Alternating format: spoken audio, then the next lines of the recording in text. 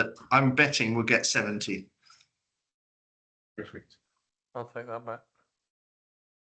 Right.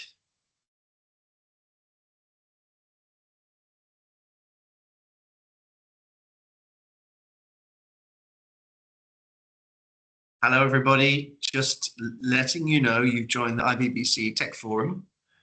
We have apparently quite a lot of people signed up for this, so it might take a minute or two for people to log on. Although at the moment it's a bit quiet. Okay.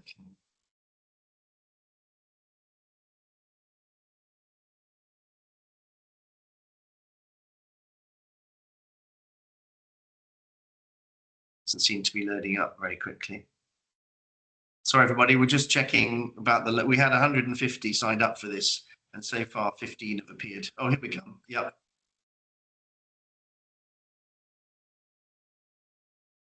So all the tech note takers. Yeah, there's no one joining the call. It's all robots. That's what it is. It's all robots. Yeah. Yes, we sometimes have more robots than people. Exactly. AI checking us out. I'm just going to say formally that this is the IBBC Tech Forum, and we'll be starting soon when everyone's loaded up. We've got an absolutely terrific cast of people today, and I call it a cast because we're very excited about what we're going to be talking about. Firstly, we have Mr. Phil Mcauley, who's going to be talking about a number of things, including modern AI impact on creating cities, data storage and defense, amongst other things. And he's going to reveal something at the end. Oh. And then we have Dr. Neil Cobbold, who works for Reapit, which is a real estate company, but actually has a lot more to his bow and is going to be talking about the impact of AI on training and skills. Then we have Raghad Al-Abboodi, who runs She Codes, which is a wonderful organization that teaches Iraqi women to code and get into IT and tech. And last but not least, we have Makram Jaibaji from GCS, who is in Dubai. I'm in Basrah, as is Raghad. Phil is in France, and Dr. Neil is in London. So we've got a very international team for you here today. I'm probably going to suggest we start as we've got 20 so far. I don't know what's going on. We should be having more.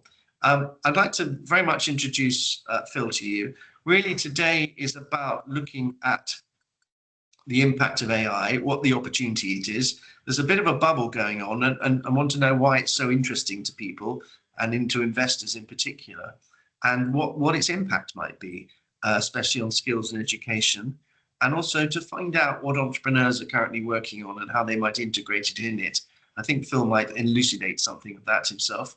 So Phil, thank you for joining us today, and please give us an idea of what you're working on, who you work for, and the kind of projects you're currently looking at. Over to you, Phil. Well, thanks very much, Ashley, and thanks for the invitation. Hello, everybody. It's a privilege to be here today, and I'm a big fan of everything your organization's achieving.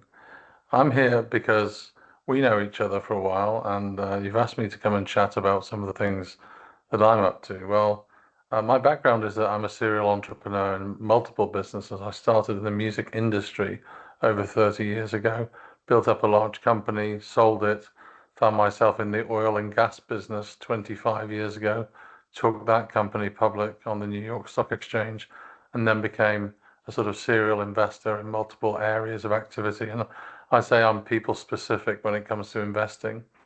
And presently, and around 18 months ago, formed with 4 really significant colleagues of mine, a company called Saibre Capital, whose intention is very specifically around building at scale opportunities in infrastructure and really business opportunities in the UK in the national interest. We realised in the UK that the UK government was going to be under severe financial pressure because of the many, many years of underinvestment in the state and in the systems that provide the basic infrastructure that people need, and in particular including housing, And of course, we're all very experienced entrepreneurs in capital raising, fundraising, putting deals together at scale.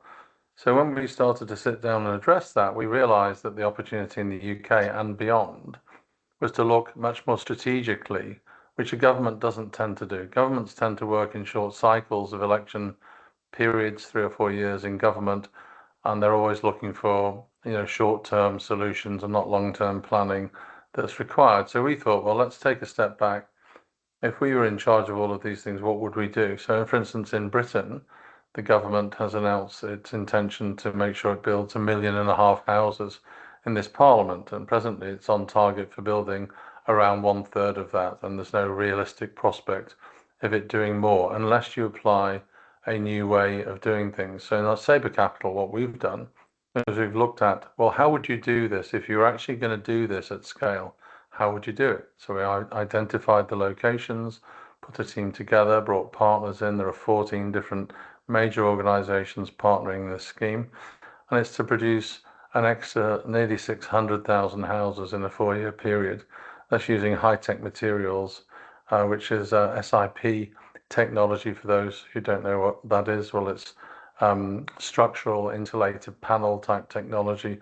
It's a little bit like if IKEA was going to build a house, how would they do it? It's using high-tech materials. Things are built into factories on the site, and then essentially the entire city or town is assembled by semi-skilled, highly trained local workers who don't need to have gone through 10 years of building knowledge to actually acquire the skills they need to have some work. So, and when you do a building project like that, you need a site where people are going to accept it. So we found the right locations for that. And what we've also done is we've understood the need to have infrastructure in those locations. So it's, extremely carbon zero from the beginning. It's designed to be a walkable town. It's designed to be long lasting, highly insulated. It's designed to be quite modular. So all those things are true. But what really happens, and I think this is a key point for the conference and meeting today, is that when you have a grand vision for something, and then you bring highly qualified, well-able organizations around the table, suddenly what you get is what I describe as the gravitational pull of the idea. We've got a vision, we've got people who can do it, we've got the money, let's go ahead and do that. So we do understand that actually you've got to start off with the right strategic vision. Then you've got to have the capital, which we have access to, so that's good. Ironically, money is not in short supply for any project anybody wants to do at scale. Entrepreneurs will share the certainty that raising a small amount of money is next to impossible and very difficult, whereas raising billions of dollars is not difficult at all. I don't wish to say that it's easy, but it's not difficult, because if you are going to raise billions of dollars, it is a necessity that the project is at scale and has profit and funding available in the architecture of the project. So large-scale investors, institutions, banks, financiers, investors, institutions that invest for the long term, like pension funds, are all very keen to put their money into things which are going to produce a reasonably safe return. So what is that? Well, people need places to live. People need energy to power those places. And now, of course, you mentioned at the beginning, Ashley, the data bubble that we're in regarding data centers and all of that. Well, actually, I take a different view to the market. My view is that for those of us who are old enough to remember the dot-com boom in the year 2000, we all experienced what is this internet thing? I mean, it's a laugh and a joke now, isn't it? Nobody really understood what was going to happen and how it was going to develop. So at the very beginning, billions of dollars flowed into investments in it, and then suddenly there was a massive panic. Oh, this might not be anything. And the market collapsed in the middle of the year 2000, for those who remember. But then, of course, what happened was people went, oh, hold on a minute. Actually, we were right to get excited about this. This is, in fact, a transformational global phenomenon. And indeed, more money then flowed into it in the subsequent years. And we now have the technology future that we're all living in and experiencing now. And I think data centers is one of those similar projects where there's been a media frenzy highlighting the investments going on tactically in these areas. And of course, there are some major entrepreneurs who get all of the headlines the whole time. But the reality is that the future that we have now and the future that's coming isn't just data dependent. It is essential for everybody's well-being, for defense, for security, for health, for education. All of those aspects are wrapped heavily into it. And the final kick of the game on that point is that the technology we have now in AI is really my colleague, who's one of the top AI people in the world at Oxford University, gave this impression. He said, look, AI that we have now is kind of the equivalent of a fax machine. So what we should understand is, although we're all very impressed, I remember being impressed by my first fax machine, by the way, but I do think that it's very important to understand that by about 2032, when quantum computing is working, error correction is fixed, and things are working at scale, we're going to be in an environment where everything is live, where everything is reconciled in the moment, where everything is available permanently. We'll probably be in a position where our smartphones are no longer expensive because everything is processed in the cloud and not in the machine. There's a lot of changes coming, and that's very important to recognize. And so what we've done when we've looked at new cities and new towns is to say, well, what is that? It's a range of accommodation that has to take into account young people, older people, mixed income families, people who want to work remotely, people who want to set up businesses where they work from home, where they work nearby, and looking very carefully at what's the ideal position. So that's one project we're doing. And Ashley's touched on a couple of other things. I mentioned them. Saibre Capital, our company, as I mentioned at the beginning, is focused on what are the projects that need doing at scale in the national interest. Well, for example, in terms of just defense and cybersecurity for any nation state, it's absolutely critical to have really good defendable infrastructure in place now for the existing and coming digital future that we're all inescapably part of. And so, for example, when I've been getting to know everybody on this call and thinking about today, I've been thinking about Iraq, and I've been thinking about, well, if I had a magic wand to do something, what would I do? And I'd probably create new Basrah. I'd probably build 1 million houses and 3 universities under light rail infrastructure and make the green economy work very well and do everything with zero carbon and do it now. And the good news is, should that idea take hold, the investment is there. That is not the challenge. The challenge is to get the right team of people around the right table who all sign up to the same vision, and then you can make things happen. So I'll leave it at that for the time being. Otherwise, I'll do a TED talk all day, and I'll try and stop myself. You're on mute, actually, Ashley. Thank you so much, Phil. Very interesting indeed. I'm sure that will stimulate all sorts of conversations. And with that bombshell, I'm going to move on to Dr. Neil Cobbold from Reapit and many other things. Neil, I'd like to hear a little bit about your background and then what you're working on, but also how this new world reconciles with what you're thinking as well, and the impact it's going to have on skills. Yeah, so I mean, for my sins, I've always been in tech and property.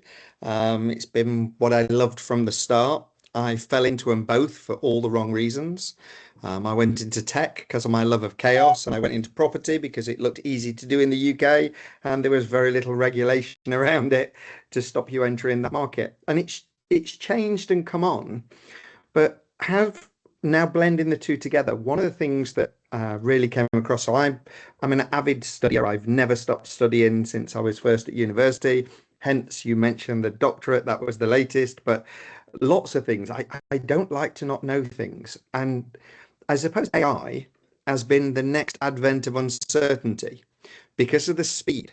You look at the people who've invested in it. Even Google didn't expect how quickly the searches would originate not from their own platform, but now would take place within AI, that it would be our go-to.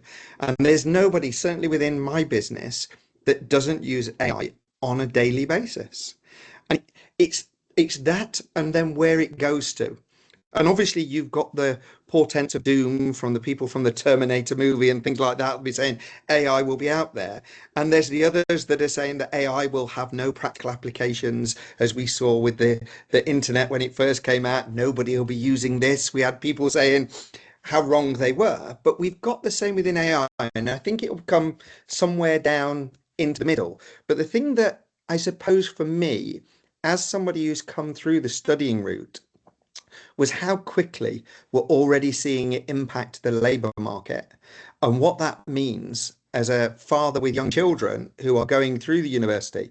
What's that going to look for them coming out of the other side? Because if we look at computer science students and the recent graduates, they're already struggling because the number of traditional entry-level tech roles have already started to be removed. In the UK, if we think of basic coding, debugging, and data processing, since 2023, we had between a 20 and a 30% reduction in those entry-level tech jobs. Disproportionately regionally, obviously, there's been more of a drop in London and South East because predominantly had more of those jobs. But if you look at highly exposed AI firms, they've actually already coming out saying that 4.5% of their total employment on average has been reduced. And unfortunately, that reduction comes at the bottom end of those roles. And if that's what we're seeing now, people who are entering computer science degrees on a 3 or 4 year life cycle, what's the landscape going to look like at the time when they come out? And so I think that's where we're already starting to see university and employer shifts. So universities in the UK definitely are updating their curricula to include more AI focused courses. So we've seen them looking at introducing things such as AI ethics, model supervision, prompt engineering, and more importantly and more lately, human computer interaction models. Because if we think about where it'll go, employers will be increasingly hiring for the potential for people to not only work with AI tools, but be able to do this hybrid working. So I think if I was a student going out now, before it was, can I get a good course that leaves me with a good technical understanding when I leave? And I think you've got to think a little bit beyond that now.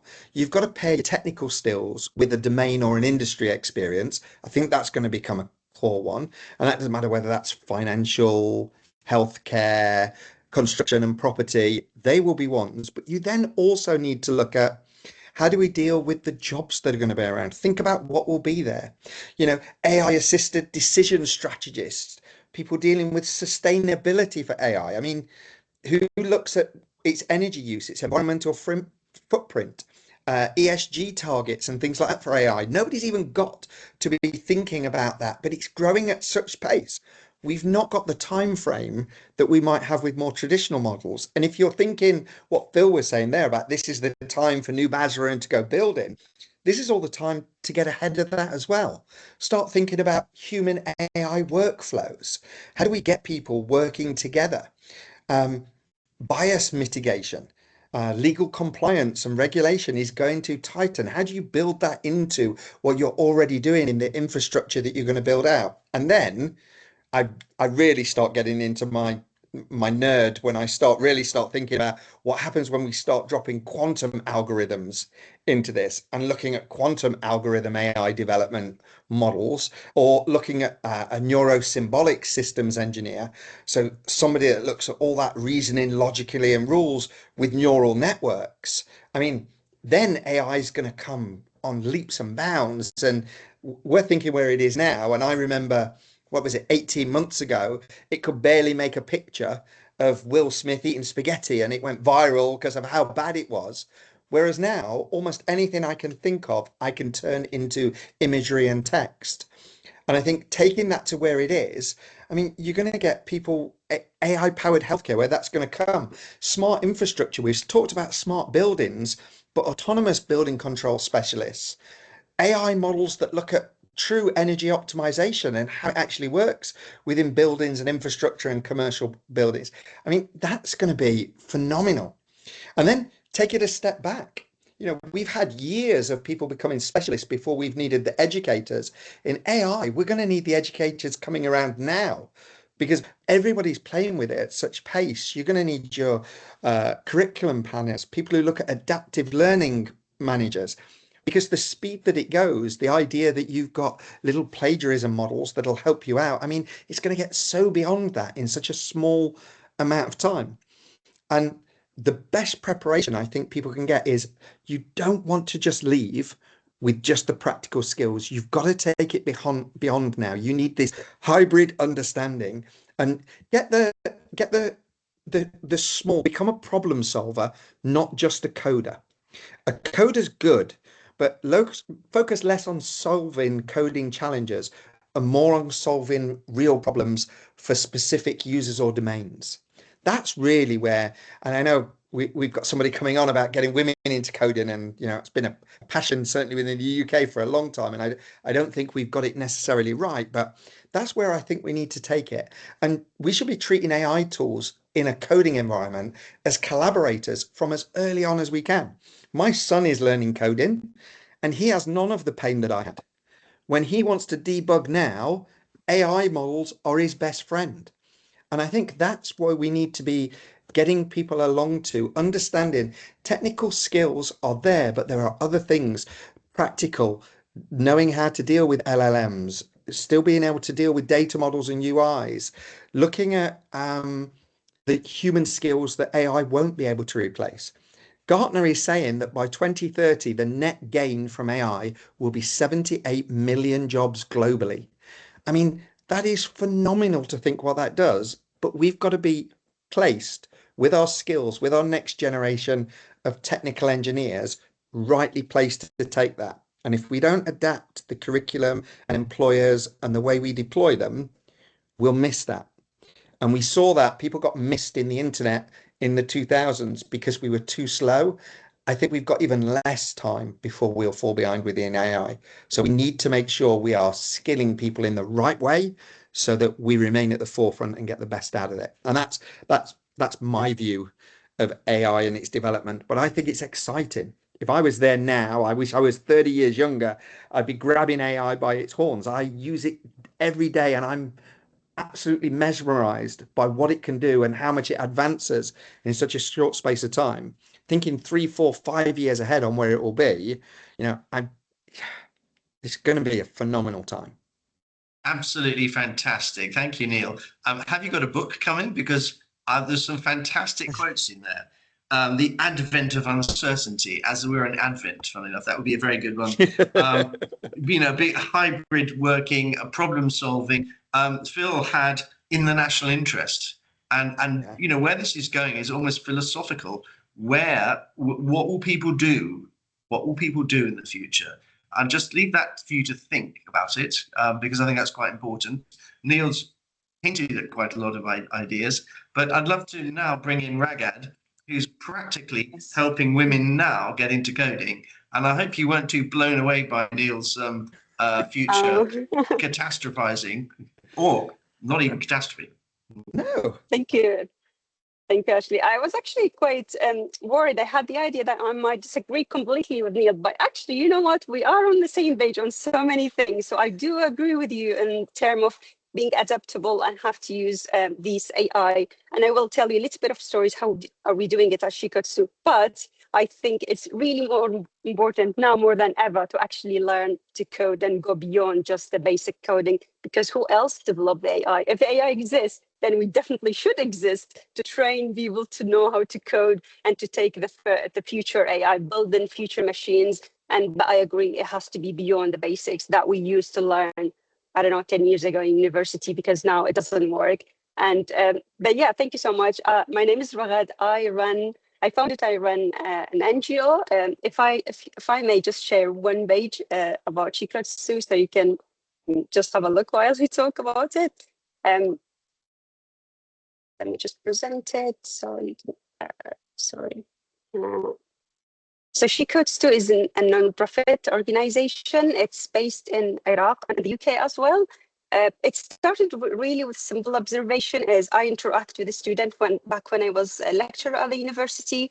I see them brilliant, curious, smart, but they really like demotivated when it comes to learn technical skills. They believe they don't belong there. The number shows a massive gender gap in technology, and also number shows like we need more women in technology. So these simple observation led to the idea of creating small initiatives at that time where women comes to the classes. Since then, since 2020, we have been doing intensive boot camps, so 6 to 7 boot camps, 7 months boot camp, focusing on different technical skills or coding skills, from web development and data analytics, and different. And with these technical skills, we also deliver career development and mentorship, and we support them with job placement. In terms of numbers, the impact of She Codes 2 in numbers, since 2020, we have just over 300 alumni graduate from all across Iraq. We are targeting women, young women from all across Iraq. And the hiring rate of those women, so our graduates end up having jobs. 75% out of these women end up having jobs in technology within the first 6 months of their graduating of the boot camps, which shows the demand in Iraq sector for technical people, and also shows hopefully we're on the right way of targeting the skills that are needed right now in the market. And obviously we making sure that we are partner with industry, or we partner with educational organization like Coursera, Cisco. We have active partnership with them because we use their curriculum, their module, and also their certification. So our alumni end up being certified after they graduate. And we've got some other numbers in terms of the event we made since 2020, and also testimonial. And I would encourage everyone, if you would like to read very inspiring stories, to go to the website and read all of these brilliant women testimonial and their experience in our programs. So right now we're looking for next year. I have a really bigger goal in terms of where to reach, how many women I would like to reach across Iraq, and hopefully bring it to the UK as well. I'm looking into hopefully train 300 women all across Iraq, and we have active partnership with Coursera. We're launching this partnership next year. Coursera have been selecting She Codes to work with them, to give them access to the platform. To do that, we definitely looking for supporter. We sponsor for these programs. We're looking for people who see educating women, especially in technology, something aligned with their CSR, something aligned with their company value. And if this company are around, I'm calling you to reach out, because I would love to partner to sponsor our program and fund it for the next year program. And also you can also partner to hire our graduate. That's something we are looking for to expand, to find the partners who would like to hire our graduates who need skills in tech. But yes, this is roughly, shortly, She Codes 2. Yeah, fantastic. Thank you so much. Can you leave that in the chat for people to download if they wish? That'd be very helpful. Yes, of course. Presumably, if it's a job that they don't have to go into an office, they could do it from their computer. So anyone anywhere could actually give them a job, a part-time internship or something from anywhere in the world. Exactly, and suits women from conservative communities like Iraq, because they can't really, some of them have some responsibility at home. So we're trying to find something like tech suits them very well. Tech is very rewarding career, and that's why we see actually exciting. There's a lot of women excited to get into the tech sector, because it's actually meets a lot of their situations, like family situations, and rewarding for them. It also gives them wings. They can travel and work in other countries, just like how I did back when I traveled, got a sponsorship to work in Sweden as a software engineer back in 2022. And that's what I was telling people. Tech gives you wings. If you have the right skills, you can travel anywhere else to work in any other company around the world. So that's why I really hope to pass this message to young women. They believe they can do the same, but with more adaptive to the AI and recent technology, so they can secure the next job. Because I agree with you, Neil, the junior jobs are becoming a bit more difficult. Luckily, Iraq is still higher, the junior, compared to the UK, but it does started to demand medium to senior position, but they are willing to take into the people who have these junior skills to actually fasten their learning, and they quickly learn the medium, like a medium to senior positions, if that makes sense, because we kind of bridge it, kind of decreasing the gap between their university education and what the industry needs. So we still contribute to close that gap, and we deliver people who are ready to take in the more advanced skills needed by industry, if that makes sense. Thank you so much, Raghad. And of course, if Phil gets his new Basrah concept, there'll be plenty of work there. On that subject, I'm coming now to Makram. Hello, Makram, who's in Dubai from GCS. How are you? And very, very good, thank you. Enjoying being in Basrah, thank you. And basically, love to hear what you're doing. Also, referencing the new Basrah concept, because that's very much the sort of work that you do, isn't it? Right, yeah, that's exactly what we're doing. We are infrastructure guys, so we work in infrastructure all of our life. Anyway, thank you very much for having me here today. I'm engineer Makram Jaibaji. I'm a civil engineer in background, but I'm a master in infrastructure designs for cities and for infrastructure projects. I'm running a company in the UK, GCS. I'm a technical director of this company. We specialize in doing the infrastructure work for different sectors. I will take you through this. Last year, we converted our company totally to an AI company. So we are one of the first few companies in the world who's doing the AI in construction. I would like to share some slides, if you allow me to do that. Yes. Yes. So I will give you a better understanding of what we're doing and how things are moving at the moment all over the world. So I'm giving you an example about infrastructure, the use of infrastructure, the use of AI in infrastructure projects. So this is a really a very active topic now in the market, and everyone is moving forward to this. This presentation will be very technical and I think it will be easy to digest. So I hope you can enjoy. So we are GCS, we are a British company, we're based in London. We specialize in providing different aspects of the infrastructure, moving from the surveying part, which is high-tech surveying solutions like laser scans or underground detections or flying drones and stuff like that.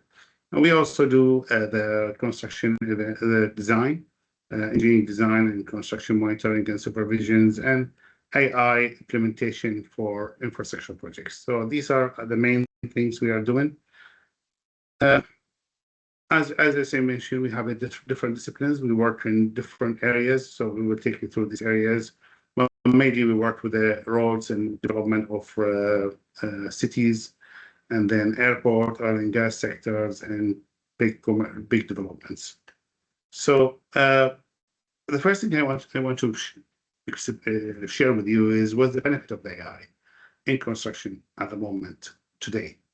I'm not talking about tomorrow because things are moving and changing very fast over the world. But at the moment, if you are using the AI for the construction industry, you are saving around, for the quality of the data is 90% or 100% much better than the data we produce for the normal engineering. So any construction design or drawings you produce with the AI, you will achieve 100% more accuracy.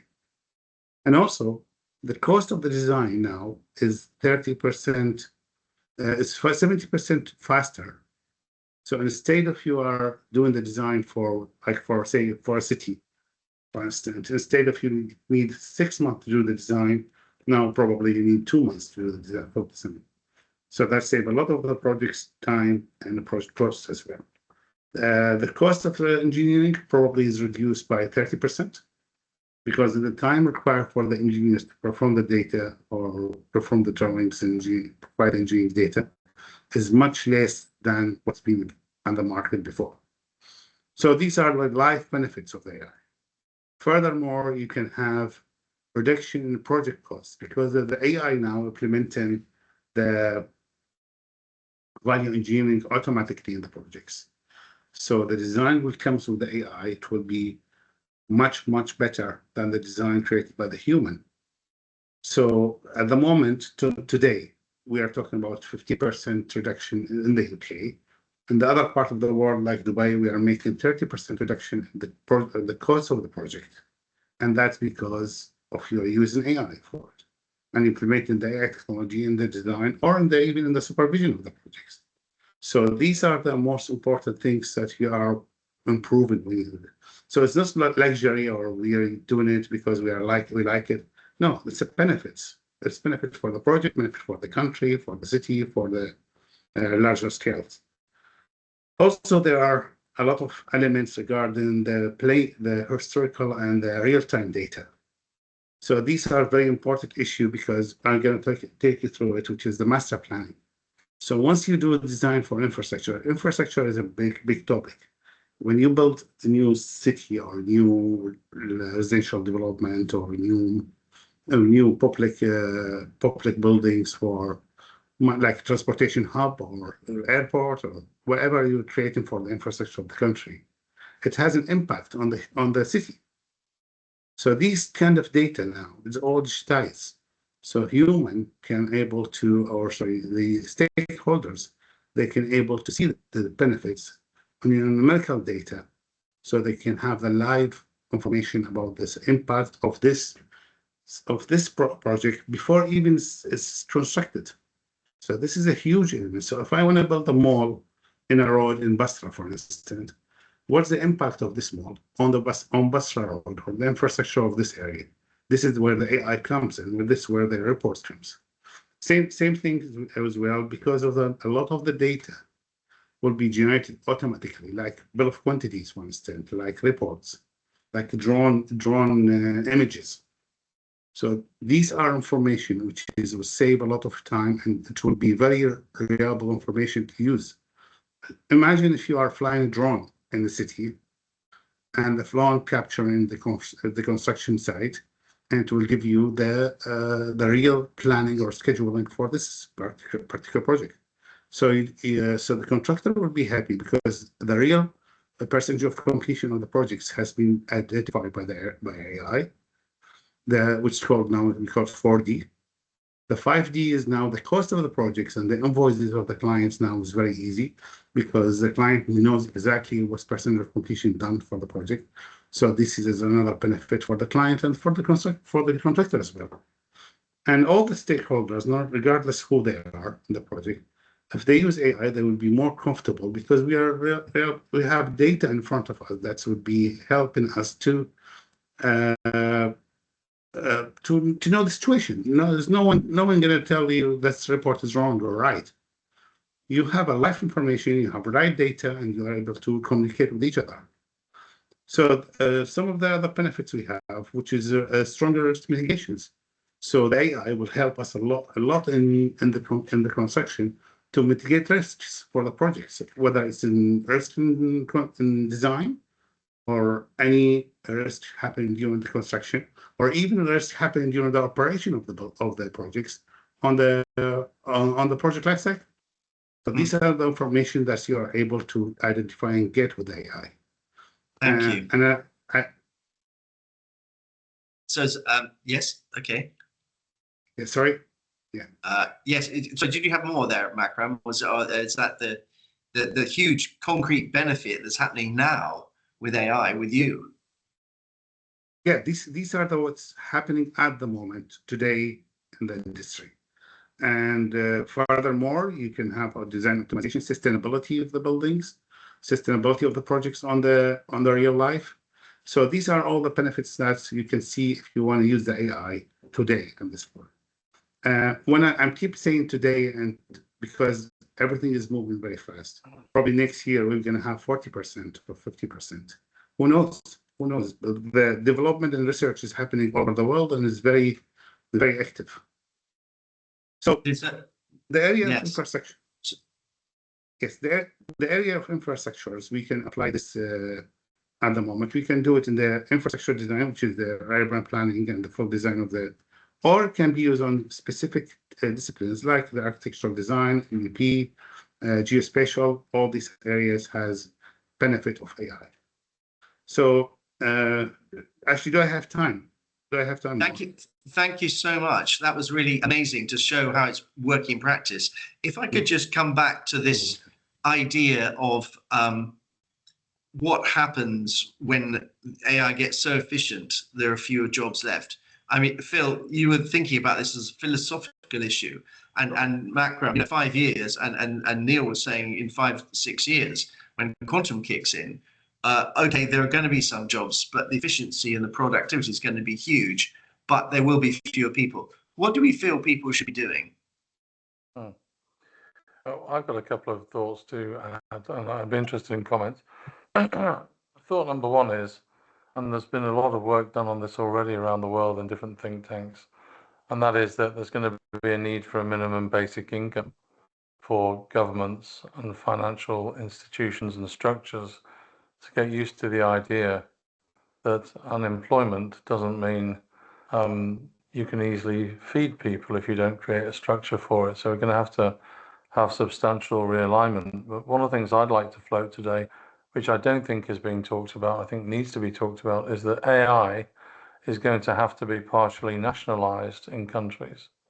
And the reason for that is that at this point in time, we have serious overgrowth of gigantic corporations, which are becoming more powerful than nation states, both economically and in terms of their technical capability. So I think we're going to have a situation where, much in the way in which Britain has recently created Great British Energy, which is an energy company owned by the state for the first time in a long time. And it isn't because I'm particularly in favour of nationalising things or not nationalising things. I just don't think you can trust corporations to act in the national interest. They'll only act in the interest of the corporation, and that isn't always aligned with national interests. We've already seen in the UK serious security outages at major organisations, most of which, from a public affairs point of view, are being excused as, some sort of technical hiccup, but really are cyber attacks. And anytime you see a headline, pretty much most of the time, it's a serious state actor taking a shot at serious infrastructure. So the more integration of AI into our systems, the much greater the risk of shutdown. People remember a couple of years ago, all the air traffic control got shut down over the UK.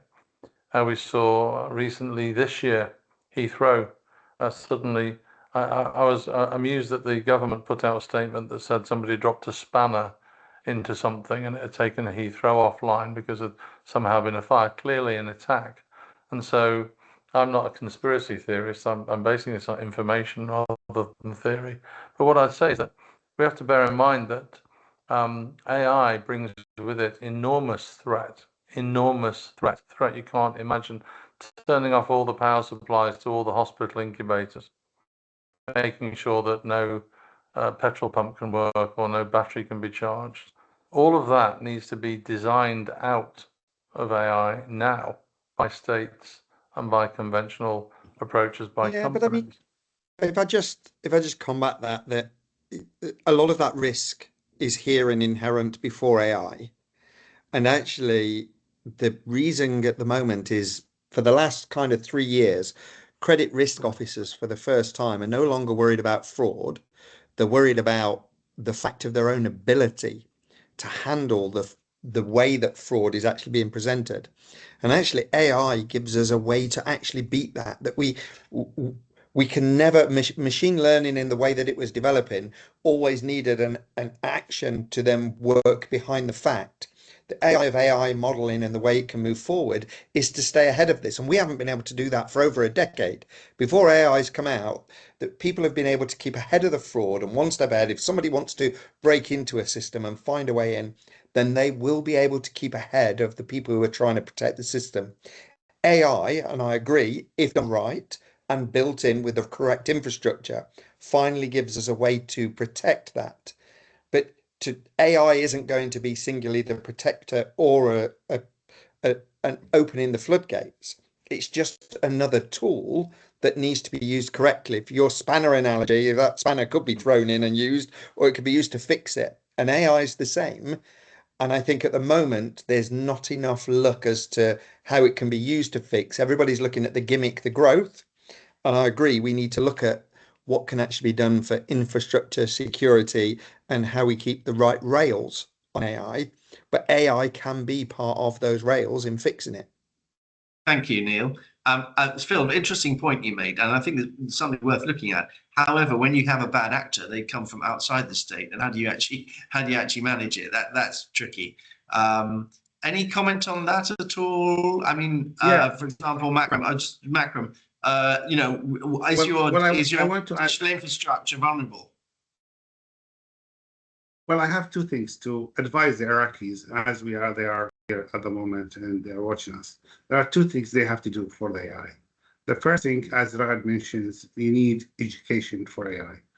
At the moment, in GCS, we are not hiring anyone who doesn't using software that's worked with AI. So we stop hiring people that doesn't have the knowledge of AI. So that means, looking that forward, that means if you need to find a job in the future, you need to have knowledge of how to use AI software or applications. So that's what Raghad is doing, and I agree with her totally in this. Whether for women and for men, for both. If you want to have more jobs in the future, you need to improve the skills, and that's the role of the organization, like Raghad mentioned, or universities. The number two things I'm advising the Iraqis on, because I agree with Phil and Neil on this 100%.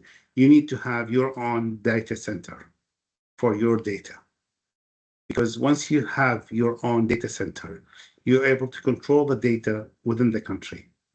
Because all the information, as the guys mentioned here, is going to the cloud. And once the data is going somewhere else in the world, so they have the control over it. But if the national country have proper data center for their data, so that will save a lot of will reduce a lot of the risk happening. Thank you. And so that's my two advice to the Iraqis at the moment to work on it. Very good advice. And Raghad, would you like to comment on this? I mean, you know, what are people going to do? Yeah.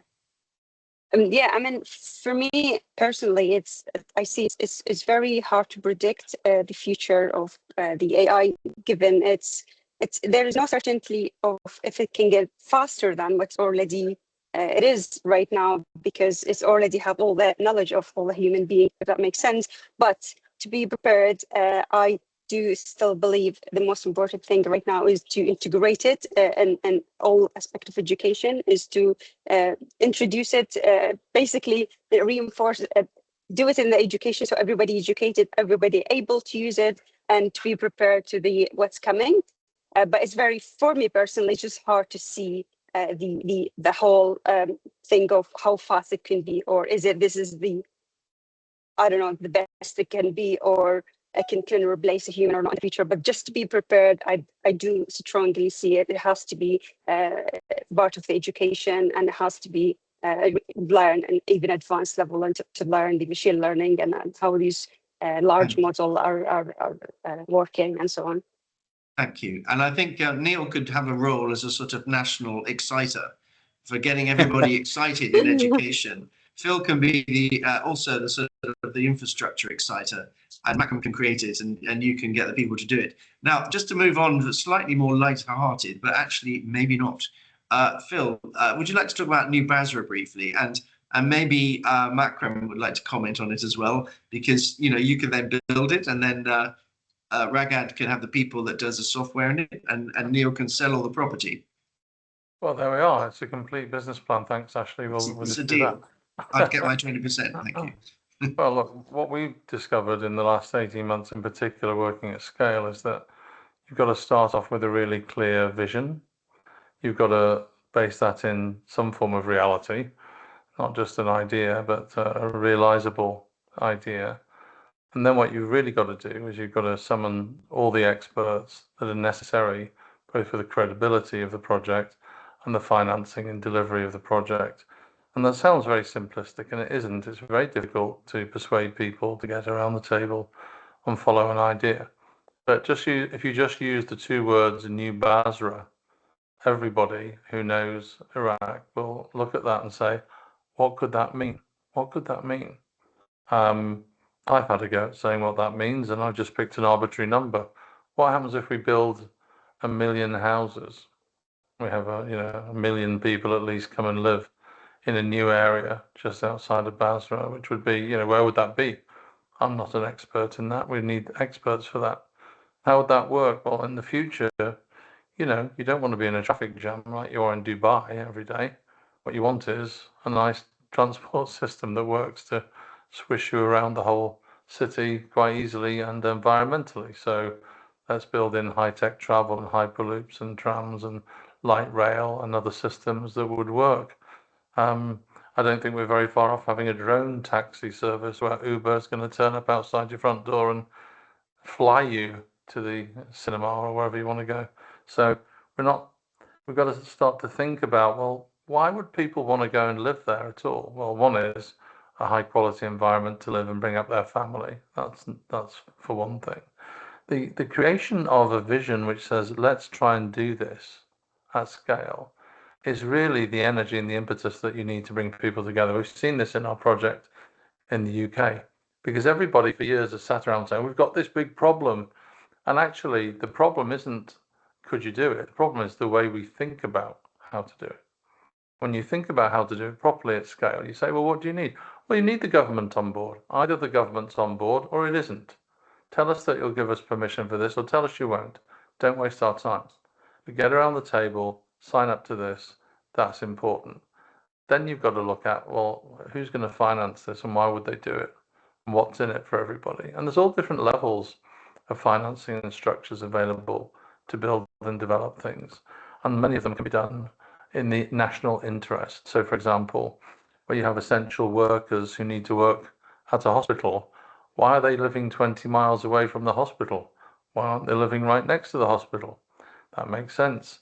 Why aren't old people living in houses without staircases so they don't fall when they get older? Well, they shouldn't be, should they? They should be living on a single story and they should be integrated with close by care. When you've got a green field site and the right people, you can say, well, let's do it right. Let's do it right from the start. And people will be attracted to that. And we're finding an insatiable desire to get involved in these projects and make it happen.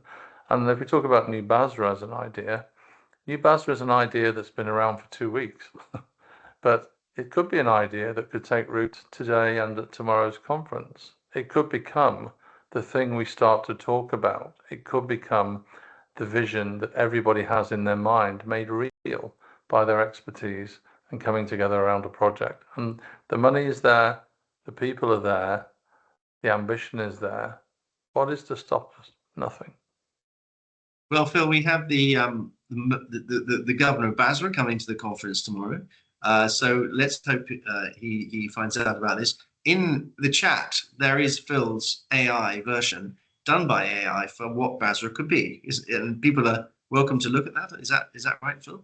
Of course. Look, anybody who knows AI well enough, and I'm sure we all do, knows that you can, write a few informed prompts and come up with something. To me, AI is very useful as a starting point to get the conversation going.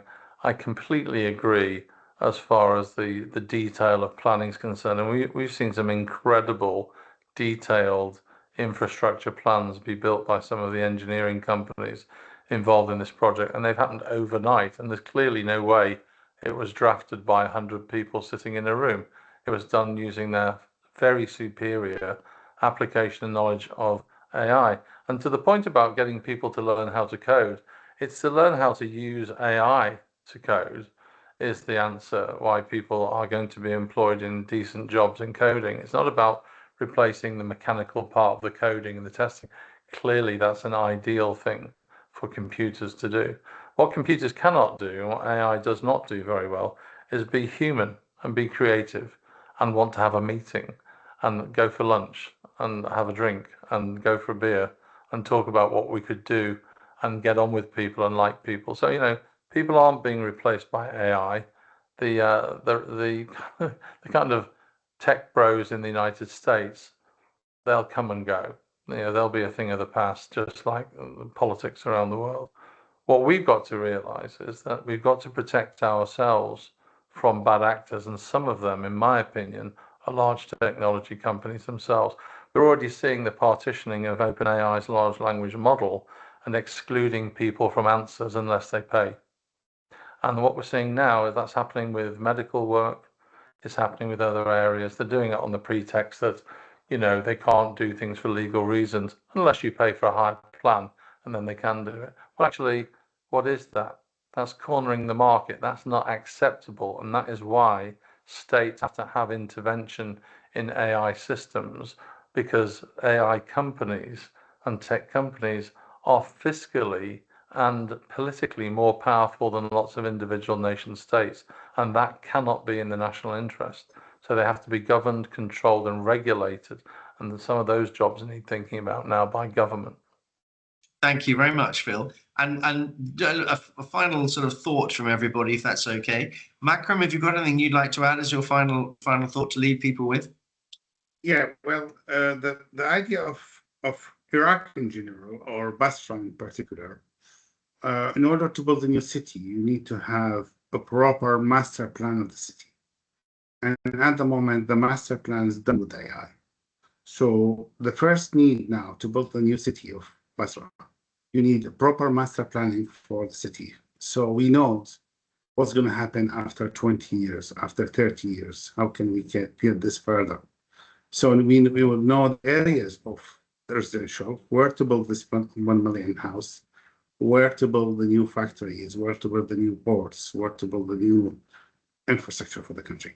And as you mentioned, and Phil mentioned earlier, in Dubai, we have a problem with the infrastructure. Also, we have the fourth infrastructure in the world, but still the traffic is everywhere. So building a city, we need a proper master planning. And now the master planning is not a paperwork. It's now is a digital information. You input the data, you get real data, and you reflect it to what you're going to build. I can show you if you have time some examples, but I think we're just saying, yeah, maybe another time we could do that, or you could share it somehow. That would be great. Thank you very much, Makram. Raghad, leave us with your thoughts. Just saying the Basrah the new Basrah is brilliant. I would love to see that happening. I know it's the initial thought, but why not? I loved you took into consideration lots of component to it. I lived in a new town in Baghdad, Basmaya called. Unfortunately, that lacked to a lot of thinking into the leisure center or transportation to access to Baghdad, which is a shame. Otherwise, it's beautiful new town, and I loved that new initial plan for new Basra. It took that into consideration in terms of other completed component to make it actually properly working a new town. And I would love to be on board for the University of AI, because we spoke a lot about the gaps between the industry and education, and I would love for that university to take into consideration filling those gaps and actually delivering education for students that they would graduate ready for the market, because there is a gap right now. I would try to fill the gap, but there is a gap in education. Raghad, I just want to tell you one thing, Raghad, is in Dubai, we have Ministry of AI. That sounds like brilliant. We need that. Maybe Phil could, with Saibre Capital, could look at funding that university. And just finally to finish with Dr. Neil, I'm sure you've got lots of thoughts, and feel free to inspire us. It's great. It's really great. My thing would be, if you've currently got people in your business, don't be scared. Don't wait. Skill them now. If you're thinking of new people coming into your business and you think they might know more about AI than you, embrace that. The only way we're going to get there is to have people coming in, and we need to start realizing that it's not something to be afraid of. The next generation is going to come. They're going to know how to use this. Let's get it in our businesses now, and let's start reaping the benefits of it. And we shouldn't be afraid of it. I agree with Phil. It's going to need some guardrails, and that's for politicians and businesses and governments around the world to decide. But in the meantime, as single actors, we need to be grabbing the opportunity as quickly and as hardly as we can, and making sure we get the most out of it. Well, thank you. Just to say that we are not AI bots; we're actually people here. And I would like to thank all the speakers: Phil Mcauley, Raghad. Someone's just popped me a note there. Makram from GCS, Neil Cobbold, Dr. Neil Cobbold, sorry, from Reapit. I thought it's been absolutely superb. And just to say that tomorrow we have our main live business day for IBBC. It's going to be absolutely stupendous. We've got the top people speaking, and we're all going to record it all on AI. So you can follow what was said at the conference, hopefully when we report it back in the coming week or so. I really would like to thank you all. It's been tremendously interesting. I think there's going to be life in this conversation. Let's raise it to New Basrah. Phil, thank you very much. You are the conceiver of that. Just proves that it isn't all about AI. It's about what you want to do in life. And I thank you all, and thank you everybody for listening in as well. This will be recorded and available for watching many times over.